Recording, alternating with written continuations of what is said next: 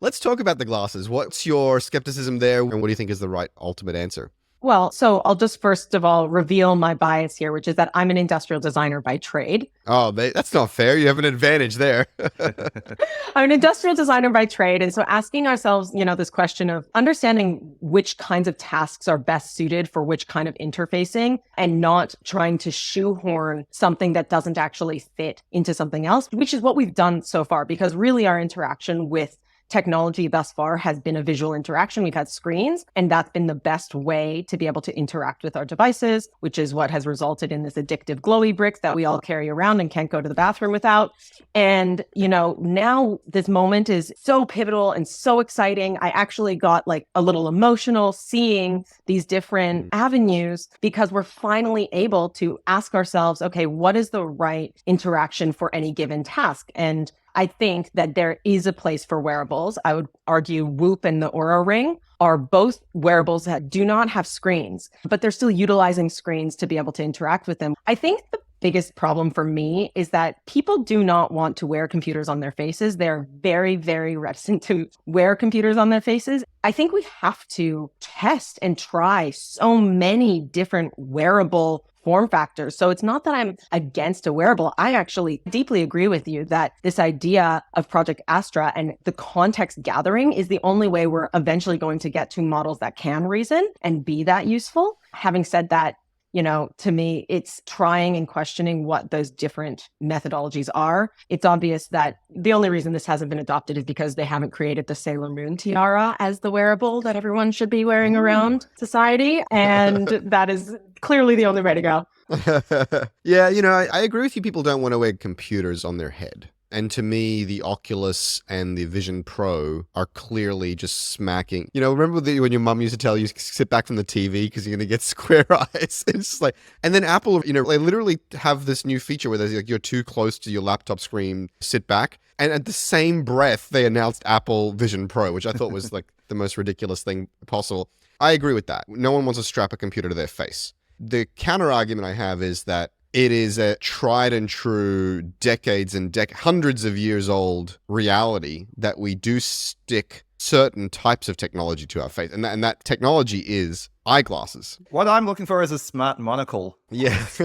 Yes. But this is literally the first wearable technology, right? Glasses. In an analog form, sure, I'll accept that argument. Right. And maybe you could argue the first analog wearable is clothes because technology is anything, anything we invent that helps us do things. But I think glasses are so familiar, so well accepted. And the technology in Ray-Ban stories or Meta glasses, I think they call them now, is so invisible thanks to Moore's law and whatever that you just be able to continue to cram more and more and more in there. I think buying a pair of glasses that don't have a processor in them will become kind of ridiculous. I just saw an interview with Warby Parker CEO, who actually seemed utterly clueless to me because he was saying, oh yeah, we're not sure if computer's really that relevant and we have an incredible tech team of our own and that's our differentiator and all this other stuff. And I was like, dude, you are so dead.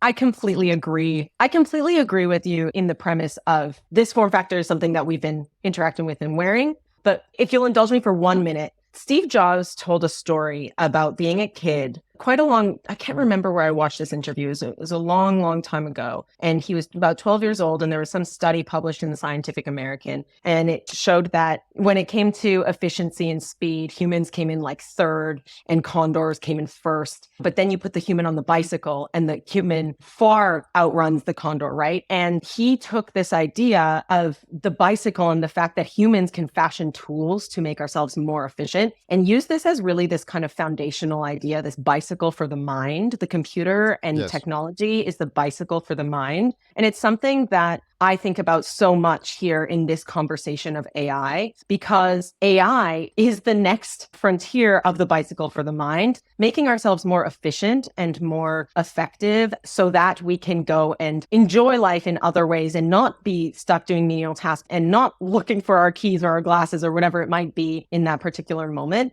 There's probably not one answer, is the truth. Some people probably will be very happy and excited to wear glasses that otherwise look pretty regular, like you said. The Ray-Bans are a great example, but they also haven't really been that far and wide adopted. And I think we can look at human history. And this is such a wonderful industrial design question, whether it's an amulet, jewelry, whether it's a headpiece, whether it's a hat, whether it's, there's probably going to be an entire range. And I think that that's just going to be a really exciting and fun space to explore. There's probably not one answer for everyone. Everyone probably wants to enjoy. And Sam Altman spoke about this in the All In podcast. He just said these models are all going to be pretty smart and pretty equal when it comes to intelligence. So really, it's about creating product and experience that people want to stay in and want to use that is not a burden or a friction in their day-to-day life.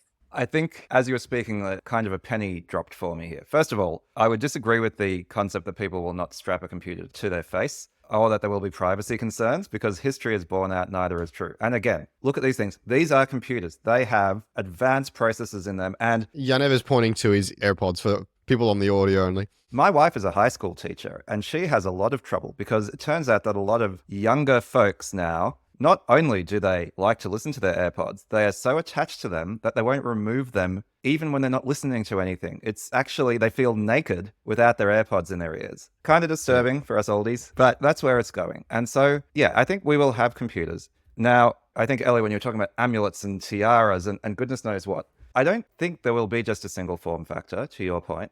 And it's maybe nearly even worth separating out what the value is of the wearables, right? I actually think one of the big things is a sensor bundle. The idea that you have sensors that observe what's going on around you and capture that, which can then be processed and used to help you to be that bicycle for your mind. I think a camera is an important one. And again, I will put the privacy concerns to one side because, frankly, recent history has shown that people say one thing and do another thing. Revealed preferences. Everyone's going to have a camera strapped to them at all times. And, one of the advantages of glasses is the camera is pointed in the direction that you're looking. But there are other ways to do that. A tiara could work well, like you said. A pendant or an amulet. I would love to see you in a tiara, Yaniv. I think that you would look very pretty. Fantastic in a tiara. I'm picturing a world in which everyone's just walking around with these tiaras. This is like a totally, I'm not even going to call this dystopian. I'm going to call this utopian fun, super fun. And we'll stop saying hello to each other. We'll just go, yes, queen. And that'll just be the way we greet each other. Yeah, I've always wanted to be a Disney princess, that's for sure. And if you think, again, like you were talking about your Oura rings and your Apple Watches, like Oura ring is a pure sensor bundle. Again, it has no interface, right? An Apple Watch is a combination of a sensor bundle and an interface. But I think the point here is they're already starting to be decoupled. They will be increasingly decoupled. You will want to make sure that you have a microphone and a GPS and a camera and so on you at all times. And then there will be modalities to interact with it. Your AirPods might be one modality. Your phone might be another modality. If you have smart glasses with a heads-up display, that might be another modality, but you don't need it. But what you will have is a camera. That's my prediction, is in 5 years, everyone's going to have a camera that is front-facing and more or less sees what you see. And as you said, how you're interacting with that data then is the interesting question. And Sam Altman said in the conversation with the All In podcast guys, he said, the phone is a really hard product to beat because it is so versatile. And the fact is that it probably is, at least for quite a while, going to be still the main interface that you're interacting with that data. But I also think that everyone gave the Humane AI pin such a hard role, and we don't need to dive into that, but at least they're experimenting with different ways to interact with that data, whether it is a projector hologram, whether it is voice, at least they're exploring and testing. And that's the point. I actually believe, and Elli, as an industrial designer, you might be horrified, but I think someone will solve the industrial design problem of putting front-facing cameras on earbuds. In the same way, it might not be the ideal form factor, but it's the form factor we have. And like I said, the kids, and not just the kids, but especially the kids, are already plugged into these things all the time. And in the same way that the web is built on JavaScript, which is insane, there's a sort of path dependency. I think when you talk about wearables that are on our heads and ubiquitous, we already have one. And my feeling is that earbuds are actually going to be the predominant form factor. So that's my more concrete prediction, that in 5 years, we will have front-facing cameras and potentially other things, heart rate monitors, things like that, in our earbuds. The phone is not going away. Probably not in our lifetimes. That glowing brick, as you described it, which I thought was such a beautiful description, the addictive glowing brick. A piece of glass that you slip into your pocket, pull out, and can interact with in a way that is full attention, somewhat productive, large enough to read and touch and interact with, that is not going away in our lifetime. What we're really talking about is what is the form factor for the heads-up sensor bundle, to use the vocabulary we've developed on today's show. Is it a pin? Is it earbuds, headphones, whatever? I'm bullish personally that the glasses take up a meaningful percentage of adoption for that heads-up sensor bundle. But the conclusion must be this is a multi-device, multi-form factor, multi-modality world. I'm so excited about it. Before we wrap up on this topic, you mentioned the word, Elli, emotional. You were emotional watching it. I think it is worth lingering on that. Because, we tend to analyze this so much from like business and, economics and trends. I was also emotional. I was emotional at the fake Google demo that turned out to be bullshit. And I was emotional at this. That must have been a letdown for you.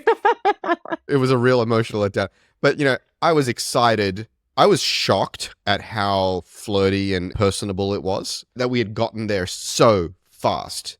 And I'm just frankly anxious. I'm anxious about my job. I don't even know what the point of this content production thing is, right? Like when you can ask Gemini, which one of the announcements was that you can turn it into experts and ask it for expert advice, right? Well, what's the point of expertise in general, right? What is the point of any of this? We have to acknowledge, I think, and it's not popular to acknowledge this. This is anxiety. We should be anxious. People are anxious. They're bewildered. They're dazed at a very emotional time, and things are changing rapidly. And I think it's worth acknowledging that as people on a podcast to empathize with people who are listening to this going, what the hell is going on? And I think that's worth mentioning.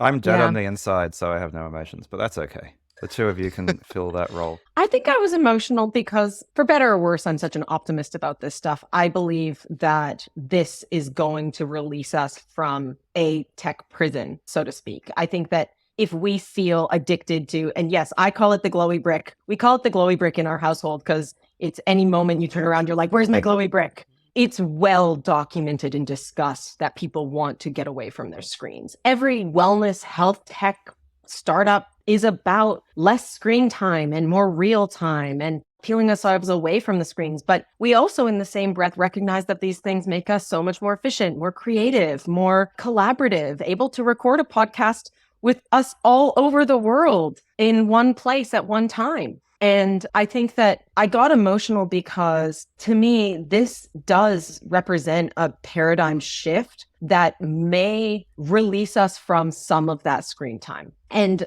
allow us to be more present in our day-to-day lives because of the expansion of how we can continue to interact with this tech. Because this tech is obviously deeply important to the way that we live, work, play, function, and it's not going away. And so the most important question we can ask is, how do we make it more suited to us as humans? And I keep bringing it back to this conversation that Sam Altman had on the All In podcast, because I thought he gave us so many interesting nuggets of the way that he's thinking about the future with AI. And he still believes, and I agree, and I feel this way too, that the world is designed for humans and it should continue to be designed for humans. And AI and how we interact with it should be multimodal between human and AI interaction. And we should be able to switch between the two. For me, it was an emotional response because I think when I look at that, I see that this is going to be a shift in the way that we're currently interacting with technology into a space that potentially is more human